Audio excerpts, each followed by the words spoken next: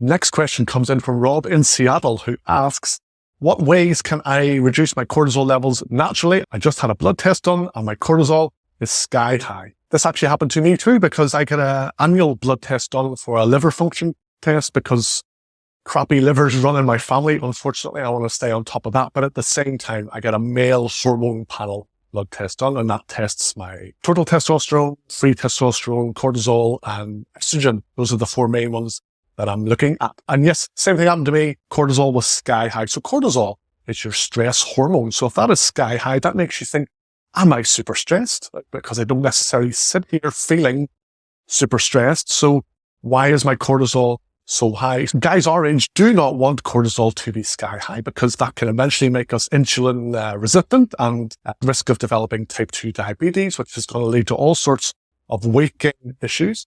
High cortisol also pushes our natural testosterone production down, so we start suffering from low testosterone symptoms like more weight gain, low mood, low energy, low libido. And also, annoyingly, we won't be making any progress in the gym because testosterone levels are too low to retain or build extra muscle. So it's not a good state of affairs to have high cortisol, Rob, but it is fixable. I managed to reduce my cortisol levels by 58% by doing a few simple things that I will share with you now. But at a very basic level, if our cortisol levels are high, that means we are mentally and physically stressed. There are various things that we're doing in our lives that are making us physically and mentally stressed. So immediately you need to start thinking, well, I need to reduce those things somehow. We need to look at how do we get ourselves some extra recovery time from what life is throwing at me mentally and physically. The number one thing that you can do to lower your mental and physical stress is to prioritize your sleep. If you're not getting enough recovery time overnight to mentally recover from the shit show of your previous day, and also not enough time physically to recover from whatever your day is putting you through, then you will start to suffer. If you think about it cumulatively, every single day you're not sleeping enough, that's more and more stress, that's less and less recovery time, and that's when it starts to bite us in the ass. So prioritizing your sleep is a great way just to give yourself that extra recovery time. It is as simple as just getting to bed earlier. Get to bed at 10 or 10:30 at night. That is your kind of hard stop. TV off, phone down, get yourself to bed. It may not happen for the first few nights if that's not your normal bedtime, but just train yourself. Like you train one of your kids probably to go to bed at the right time.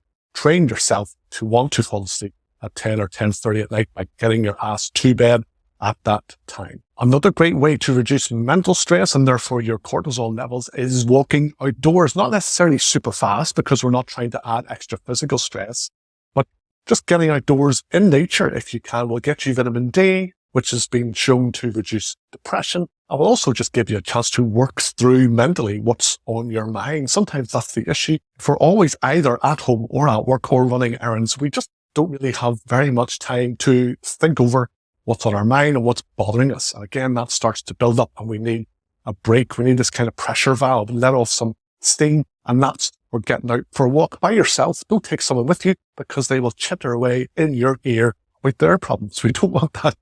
Get outside by yourself for a walk and work through things that will help to reduce mental stress and cortisol. But then let's look at physical stress. If you're working out, every workout is obviously adding to that physical stress. I'm not going to tell you to stop working out, obviously, but have a look at your workouts.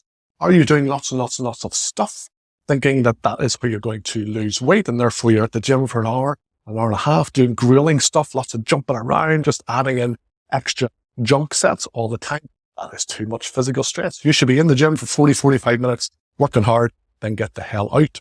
If you're overtraining, if you're doing too much kind of junk work, like I said, that is too much physical stress on your body. Even if you think it's doing you good, it's clearly not, because it's putting the brakes on your natural testosterone production as it's pushing up your cortisol levels. And then the last thing that I did to reduce my cortisol levels was to supplement with a thing called ashwagandha. It's one of those things that you will read about. It's been around for centuries, used in Indian medicine, blah, blah, blah, blah, blah.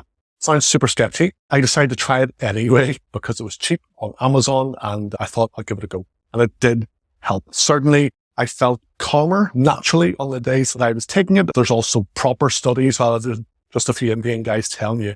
There's proper studies that back this up, that it does help to reduce cortisol levels. So to recap, get more sleep, walk outdoors, don't overtrain, consider taking ashwagandha. Those are the 4 main things I would recommend to reduce cortisol levels and get your stress levels down so your body works properly.